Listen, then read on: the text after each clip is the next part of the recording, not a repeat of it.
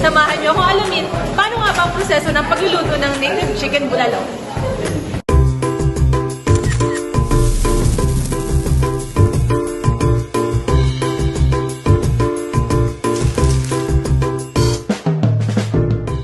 Ano nga ba ang native chicken bulalo? Ang native chicken bulalo ay isang sikat na lutuin dahil pinagmamalaki sa lalawigan ng Sultan Kudarat. Kaya bilang isang malinamnam na sabaw, bagay dito lalo na sa malamig na panahon. Isa din itong isang staple dish, madalas na inahain sa family gatherings or mga espesyal na okasyon. Pinukonsider din itong mas healthy dahil sa kanilang native na manok kumpara sa commercially raised na manok. At ito naman ang ating pangunahing sangkap sa ating lulutuin, tulad ng bawang, sibuyas, repolyo, patatas, mais, pechay, onion leeks, at sitaw. Siyempre hindi mawawala ang ating native na manok. Nauna na nga lang itong pakuluin dahil medyo matagal itong palambutin. Kita nyo naman, ready na ang ating mga sangkap at ang lahat ay tulong-tulong na nagpe-prepare ng ating ingredients.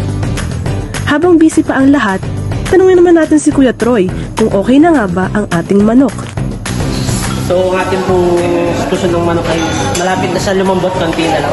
Lumalabas na yung yellowish na sabaw natin. Yan, kung makikita nyo, kulay yellow na siya.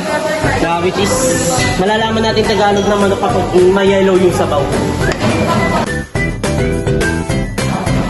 Tara, kain tayo. Excited na nga kami matikman yan, Kuya Troy. So kuya, bakit nga bang matagal lutuin ng native chicken? Matagal lutuin ang native chicken dahil ang manok na ito ay mas aktibo at siya ay nasa wild. Kaya mga kinakain niya ay mga organic na pagkain. Mas own yung muscles niya. Kaya pag niluto, mas matigas. Kaya ang kailangan natin gawin, pakuluan ito ng dahan-dahan sa mahinang apoy, mga 2 hanggang 3 oras. Pero may alternatibo tayo mas mabilis na paraan, ang pag-pressure cooker. Sa sobrang tagal nga ng proseso ng ating pagpapalambot ay naboboard na ang ating mga members.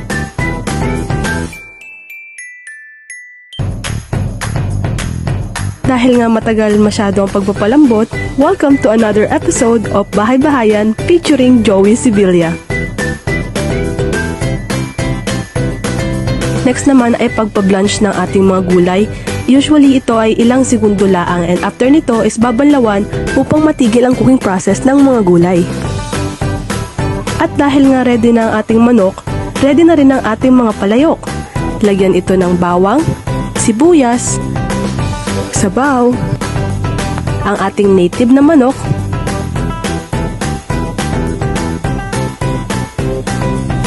pati ang mais.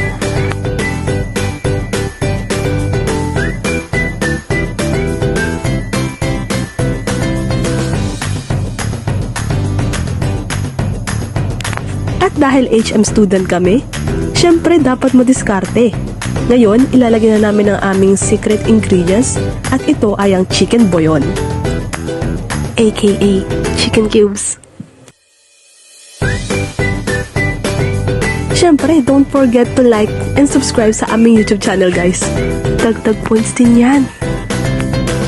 Ayan, at dahil luto na ang ating native chicken bulalo, ready na rin ito for plating.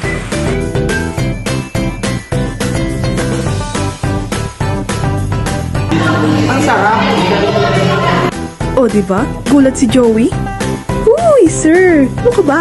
Kami lang to! And for the finishing touch, ilalagay na natin ang ating sabaw. And ayan na! Presenting our native chicken bulalo. Bulalong likas, malasang wagas, mula sa Sultan Kudarat, Native Chicken Bulalo! Eh sa mga nagtataka kung nasan ako, don't worry guys, nasa dance recital event lang naman ako kasi as a college student, dapat flexible ka.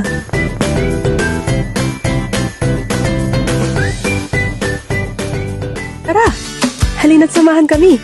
Ready na tayo magpatikim sa mga estudyante. Bulalong likas, malasang wagas.